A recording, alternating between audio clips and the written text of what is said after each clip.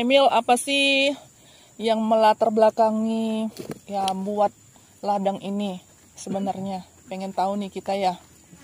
Jadi gini Bu, latar belakang kenapa kami memilih topik penelitian mengenai berladang tanpa membakar lahan dengan sistem tubang sari, karena kita melihat realita yang ada di masyarakat kita, bahwa sebagian besar memang masyarakat kita di Kabupaten Landak, khususnya masyarakat Dayak itu kan hidupnya berladang, khususnya berladang berpindah-pindah. Nah zaman dulu kenapa nenek moyang kita berladang berpindah-pindah? Karena mereka mencari kesuburan tanah. Betul. Makanya mereka berpindah, atau lebih tepatnya kalau kita katakan sistem rotasi. Jadi mungkin rotasinya 5 tahun. Tahun pertama di lokasi A, kemudian lokasi B, C, D, E, kemudian mereka kembali ke lokasi A. Nah seiring perjalanan waktu dengan dinamika sekarang ini, kalau kita lihat di perdesaan, mungkin sebagian besar atau banyak warga kita itu sudah hampir tidak punya lahan untuk berladang. Puji Tuhan kalau mereka masih bisa rotasi 2 tahun, 3 tahun. Tapi mungkin hanya sisa lokasinya hanya di satu tempat, otomatis mereka tidak bisa rotasi lagi. Sehingga dalam pikiran mereka dengan mindset yang lama, oh saya hanya punya 1 hektar di satu lokasi, maka saya tidak akan bisa berladang lagi. Nah itu mengganggu sekali, artinya secara tradisional masyarakat Dayak itu kan tidak bisa dilepaskan dengan berladang. Ya, benar. Sementara dengan himpitan ekspansi dari perkebunan segala macam, mereka sudah tidak punya lahan lagi. Tapi di satu sisi kita mau menjaga tradisi berladang. Maka dari situ kami berpikir, kami coba cari literatur, ya ternyata beberapa penelitian mengatakan itu memungkinkan. Jadi memungkinkan untuk berladang itu tidak berpindah tempat. Nah, makanya kami ingin coba apakah juga di Kabupaten Landak bisa. Maka ini merupakan suatu pilot project lah. Penelitian ini pilot project. Kita tidak mulai dari nol. Kita sudah melanjutkan beberapa teori atau hasil-hasil penelitian yang ada, kemudian kita coba kembangkan. Ya udah kalau gitu kita coba tumpang sarikan. Kita tumpang sarikan dengan komoditi lain, dengan jagung misalnya. Kemudian juga kalau kita lihat kan sebenarnya di selain padi dan jagung, kita juga bisa tanam tanaman lain di sela-selanya yang berumur pendek, mungkin umur 30 hari, umur sebulan 2 bulan, seperti timun, palawija dan lain sebagainya. Nah kita ingin lihat, oh ternyata mungkin bisa. Nah sejauh ini yang kita lihat, ya ini cukup subur. Semoga kita harap nanti bisa sampai panen. Nah karena itu juga maka kita cari lokasi yang memang tahun sebelumnya sudah dibuat ladang. Jadi di sini kemarin tahun sebelumnya sudah masyarakat lokal berladang di sini. Mereka berladang, mereka dapat hasilnya sekian, agak sulit. Kemudian kita coba, mereka panen kan bulan 3, bulan April ya, Maret April kan panen, karena kan itu nanti musim gawai kan, bulan 4, bulan 5. Nah ini makanya bulan 4 begitu mereka selesai panen, kami langsung nebas lagi, olah tanpa membakar, langsung menugal lagi bulan 5. Jadi itu latar backgroundnya, sehingga diharapkan ke depannya kalau memang bisa dan ini berhasil dan masyarakat, kalau ini berhasil kan nanti kami akan membuat suatu rekomendasi dalam bentuk tulisan, begini loh step-stepnya, caranya, semacam petunjuk pelaksanaannya. Dan kalau masyarakat mau mengadopsi, harapan kami masyarakat tuh nanti bisa tetap berladang, tidak perlu berpindah. Dia bisa berladang menetap, tidak membakar lagi, karena kita tahu kalau membakar lahan kan dilematis. Meskipun ada aturan bahwa masih membolehkan membakar lahan dengan ukuran di bawah 2 hektar dengan protokol tertentu, tapi tetap dengan bakar ladang itu kan akan menimbulkan efek samping yang lain. Nah, kita coba memberikan alternatif lah dalam berladang. Nah, semoga hasil ini nanti bisa jadi suatu rekomendasi yang harapan kami bisa diadopsi oleh para petani, sehingga masyarakat kita ke depannya meskipun dengan lahan terbatas tetap bisa berladang. Kalau kita mau berpikir out of the box lagi, dengan mereka masih berladang, artinya kita masih menjaga tradisi. Karena kalau sudah tidak ada lagi yang berladang, tidak ada lagi naik dango di masyarakat Dayak. Nanti naik pabrik. Adat pun bisa hilang kan? Ya, karena kalau tidak ada padi mau naik ke dango kan tidak ada naik dango. Kalau semua tanamnya misalnya sawit, ya nanti naik pabrik, semuanya naik ke pabrik. Betul. Nah itulah latar belakangnya. Ya Bang, saya mau bertanya itu tentang proses penggarapan dan pupuk air dan lain-lainnya itu gimana tuh? Pemeliharaan berarti ya? Pemeliharaan lah gitu. Baik, jadi untuk langkah awal penggarapan itu sebenarnya sama dengan berladang biasa ya. dimulai dari membuka lahan, jadi menebas, kemudian ada sebagian yang lahan di sana kemarin ini masih ada pohon-pohon besar, kita juga ada tebang-tebang pohon besar. Nah cuman yang membedakan adalah kalau dalam berladangnya yang berpindah-pindah, biasanya kan setelah ditebas-tebang dibiarkan mati, membusuk, kemudian dibakar. Nah di sini yang membedakan, jadi kita setelah menebas tebang, kita tidak ada membuat dia membusuk dan dibakar. Jadi kita kumpulkan kayu-kayu, ranting-ranting itu kita sisihkan di tepi. Kayu-kayu besar seperti ini kemarin yang ada di tengah itu kita potong-potong, kita guling-gulingkan di samping. Kemudian kita langsung ke dua kemarin, karena kita di penelitian ini kita pengen melihat apa perbedaan antara lahan yang dibajak dengan tidak dibajak. Jadi sebagian lokasi penelitian itu kita buang tunggulnya, jadi kita ada proses pendongkelan tunggul-tunggul kayu, dibuang, dicangkul, kemudian setelah itu kita bajak dengan menggunakan hand traktor. Tapi sebagiannya lagi itu kita biarkan tunggulnya masih tetap ada, dan kita biarkan serasah-serasah sisa tebasan itu tetap ada di situ. Nah selanjutnya kita tunggu beberapa saat sampai serasahnya mulai mati, dan setelah pas musim tanamnya yang kita perkirakan, kemarin kita perkirakan biar sama dengan orang musim tanam di padi sawah juga. Alasannya ya tentu biar hamanya berbagi. Jadi udah kita langsung masuk penanamannya menggunakan tanam benih langsung, tabela istilahnya. Tanam benih langsung. Jadi kita tidak disemai dulu, tapi langsung ditugal seperti biasa dan ditanam. Nah karena ini kita penanamannya kita menggunakan sistem jarwo, namanya jajar legowo untuk padinya. Kemudian kita tumpang sarikan dengan jagung. Jadi jarwo padi itu kita kasih space 20-20 cm di antara dua rumpun padi. Kemudian dengan jarak kurang lebih 10 cm antar rumpun padi. Kemudian jarak antara padi dengan jagung itu dibuat sekitar 60-70 cm. Untuk jagung juga begitu, dan jarak antar jagung itu 20 cm. Nah, kenapa kita buat space seperti itu? Biar memudahkan kita dalam pemantauan dan perawatan dalam HPT-nya, hama penyakit tanaman. Pengendalian HPT-nya. Nah itu untuk pengelolaan awal. Kemudian bagaimana dengan pemupukan pengairannya? Yang namanya makhluk hidup itu pasti butuh makanan dan minuman. Sama tanaman juga begitu. Nah sebelum tanam kemarin kita gunakan pupuk dasar, pupuk kandang itu sebelum kita menanam. Jadi kita menggunakan pupuk kandang, kita taburkan pupuk kandang untuk jagung dan padi. Kemudian setelah pupuk dasar, pemupukan pertama kita gunakan kombinasi antara pemupukan urea dengan NPK. Jadi itu butuh untuk nutriennya, butuh nitrogen, fosfor sama kalium. Itu dikombinasikan dengan dosis yang sesuai untuk setiap jenis padi dan jagungnya. Karena kan ini ada 6 spesies padi dan jagung, kita sesuaikan. Kemudian kemudian dilakukan pemupukan kedua. Juga jagung sangat penting, terutama untuk jagung dan padi. Nah, perlu diingat juga pemupukan kedua padi itu jangan sampai nunggu padi udah mulai mau keluar malai. Itu tidak boleh lagi pemupukan kedua. Nanti malah padinya tidak keluar buah, malah semakin banyak anaknya tapi dia tidak berbuah.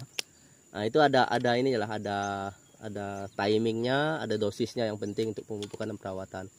Untuk air juga biasanya kalau sudah seminggu tidak hujan, maka kami minta yang merawat untuk melakukan penyiraman secara manual. Jadi dengan menggunakan sumber air di sini. Makanya kita juga pilih lokasi yang dekat sumber air. Jadi kita bisa siram manual pakai tangki. Kurang lebih begitulah dia. Oke. Nah, Bang Emil, saya mau tanya nih, bagaimana tentang respon masyarakat dan dukungan Pemkab Landak mengenai penelitian kebun ini? Baik, untuk respon masyarakat sekitar, khususnya masyarakat di Dusun Meroboh, Desa Tubang Raeng, mereka merespon positif. Artinya mereka kurios, mereka tuh pengen tahu bagaimana sih hasil dari penelitian ini nanti. Karena dalam mindset mereka, berladang itu ya tidak pernah begini gitu. Jadi untuk itu makanya pekerja-pekerja saat kita membuka lahan ini kita melibatkan masyarakat segini.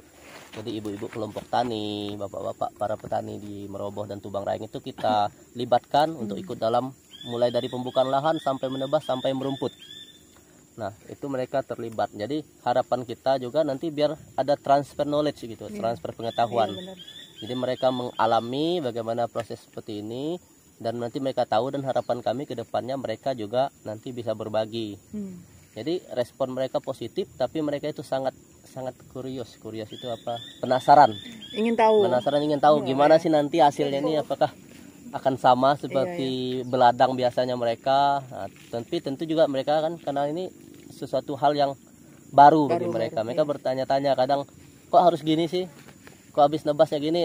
Kadang kami jawabnya, ya sudah, pokoknya sekarang Bapak Ibu tinggal ikuti apa yang kami perintah, apa yang kami minta, begini-begini ini ikutin. Jangan bandingkan seperti biasanya kami begini begitu. Jadi kami paling sampaikan gitu. Juga kami libatkan PPL setempat dari kan di sini ada apa? Ada BPP Pertanian gitu kan, PPL. Jadi kita libatkan juga mereka untuk datang melihat. Harapan nanti mereka bisa mentransferkan knowledge ini ke petani-petani lain di daerah lainnya kalau ini nanti berhasil. Kemudian untuk dukungan dari Pemkab sendiri sangat mendukung karena ini merupakan bagian dari program kerja pemerintah daerah Kabupaten Landak di bawah bidang penelitian dan pengembangan pada Badan Perencanaan Pembangunan Daerah Kabupaten Landak. Jadi kegiatan ini adalah kegiatan dari Litbangnya Bapeda Kabupaten Landak.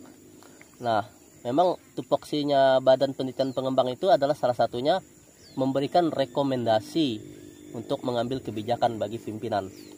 Jadi nanti hasil dari kami ini adalah berupa rekomendasi yang mengatakan, oh mungkin kita belum tahu hasilnya nanti bagaimana ya. Tapi harapan kami hasilnya ini minimal itu sama atau lebih baik daripada berladang biasa. Nah, ketika kami nanti berikan rekomendasi kepada pimpinan, nanti mungkin hasil ini kami sosialisasikan, nanti mungkin bisa dipraktekkan dalam skala lebih besar lagi. Kalau ini baru di satu lokasi, siapa tahu ke depannya bisa dicoba di setiap kecamatan ada 1 hektar ladangnya Litbang itu yang seperti ini. Nah, itu kita belum tahu ke depannya, tapi harapan kita begitu. Yang jelas sampai saat ini dukungan dari Pemkab Landak sangat positif dan karena ini juga bagian dari program kerja Pemkab gitu. Bang, mau nanya nih, ini kira-kira lahannya luasnya berapa, terus kapan panennya? Untuk lahan ini totalnya kurang lebih 1 hektar. 1 hektar, kemudian yang kita bagi dalam 2 plot ini masing-masing kurang lebih setengah hektar.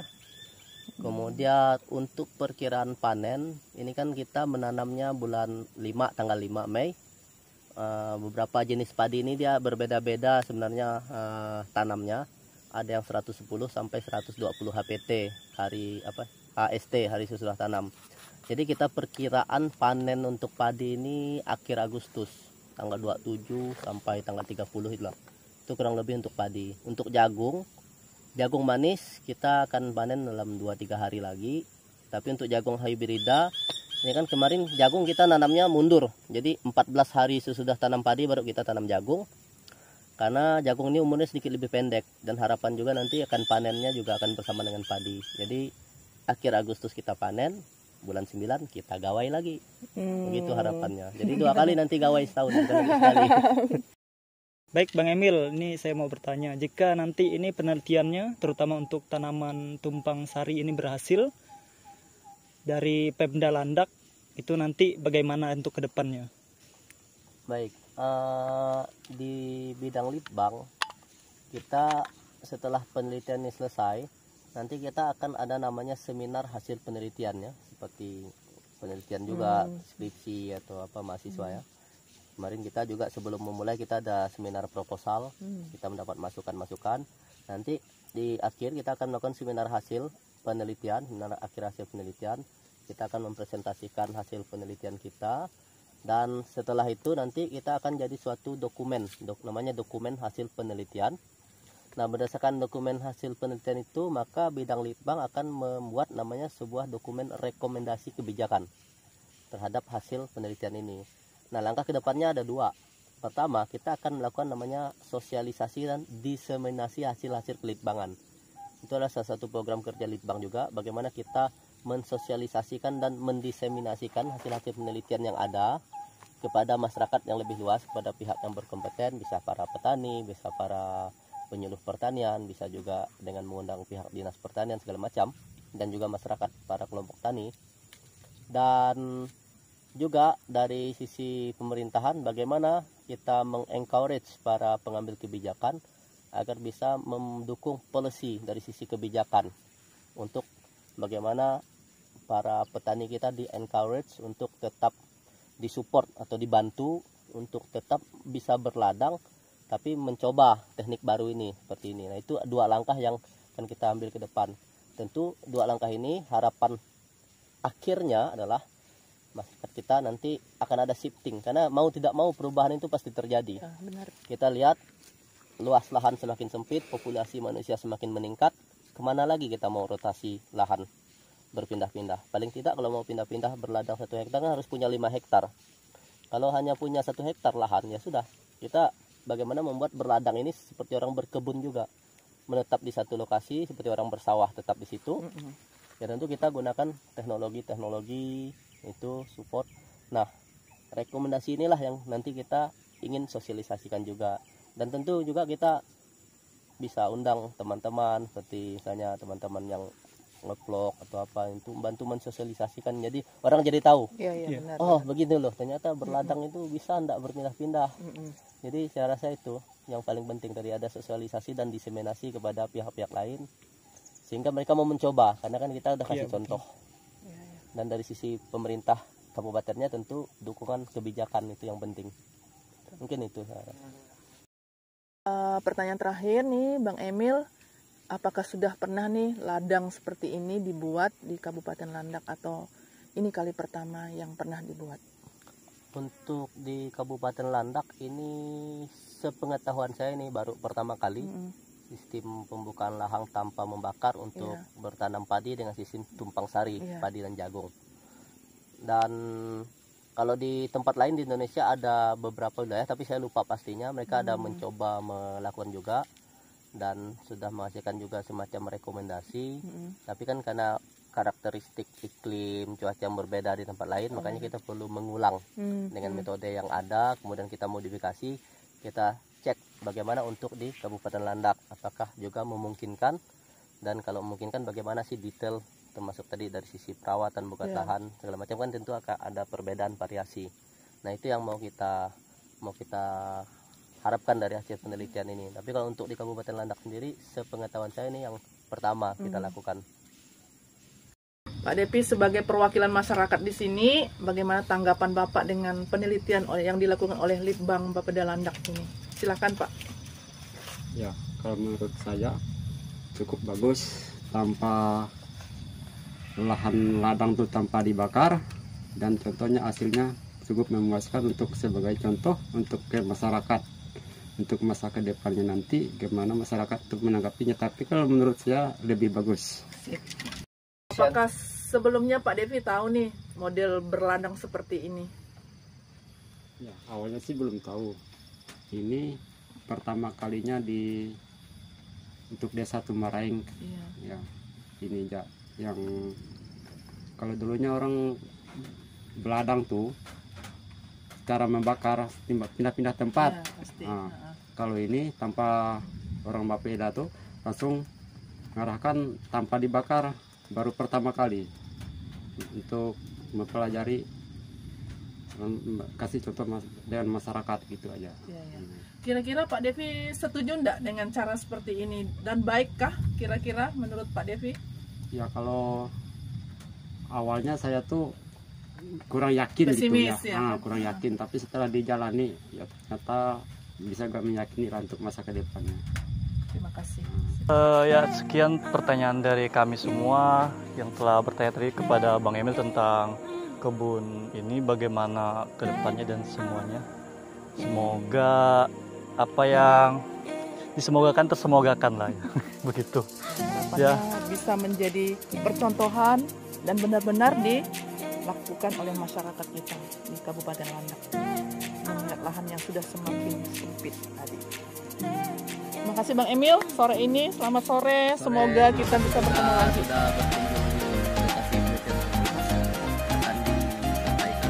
Amin. Kami akan publikasikan. Nanti sebelum dipublikasikan kita pasti dulu lah dengan Bang Emil kan. Perbaiki dulu apa yang kurang.